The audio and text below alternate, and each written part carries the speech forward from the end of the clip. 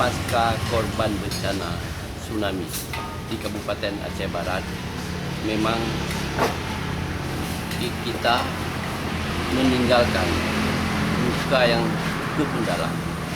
Di samping korban jiwa, harta benda yang begitu banyak, juga di sisi lain masyarakat korban tsunami itu masih ada sebagian yang hingga saat ini masih tinggal di Barat.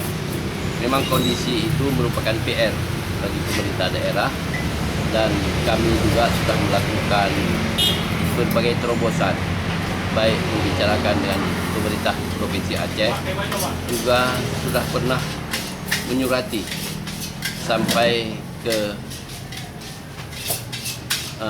pemerintah pusat, dalam hal ini Menteri Keuangan, untuk dibantu dana terhadap korban tsunami, terutama yang hingga saat ini masih tinggal di Barat. Dan kami juga dari Pemkab Aceh Barat juga sudah mengupayakan rumah melalui bantuan BI. Ini juga dalam waktu dekat yang tidak begitu lama lagi akan rampung semuanya dan akan kita serahkan kepada korban tsunami, ya khususnya memang kepada korban tsunami yang profesinya sebagai nelayan. Sejauh mana tuh tindakannya mengenai rumah ganda? Rumah ganda memang sudah hampir 2 tahun kita mengupayakan. Yang pertama, langkah yang kita lakukan kemarin adalah menginventarisir melalui Pak Camat. Juga kita bentuk tim di 4 kecamatan, ya kecamatan yang merupakan kecamatan yang dilanda tsunami, dan itu sudah terwujud. Namun pada saat kita lakukan eksekusi itu memang sedikit bermasalah, dan masalah itu sudah dibicarakan dengan pimpinan daerah, namun hingga saat ini belum kita mengambil sikap. Permasalahan yang paling mendasar adalah pada saat pasca tsunami, NGO ataupun badan donor membangun rumah pada tanah ataupun lahan yang dimiliki perorangan. Kadangkala dia mengatasnamakan istri, kemudian juga pada tempat yang lain mengatasnamakan anak. Sehingga ada beberapa rumah yang dibangun oleh NGO ini kadang-kala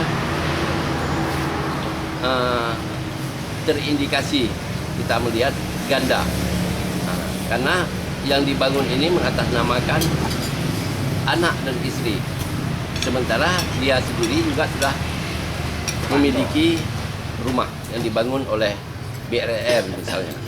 Oleh karenanya dalam hal kita menarik rumah ganda ini sangat sulit, karena yang dibangun oleh NGO pada waktu itu adalah di atas lahan kepemilikan perorangan.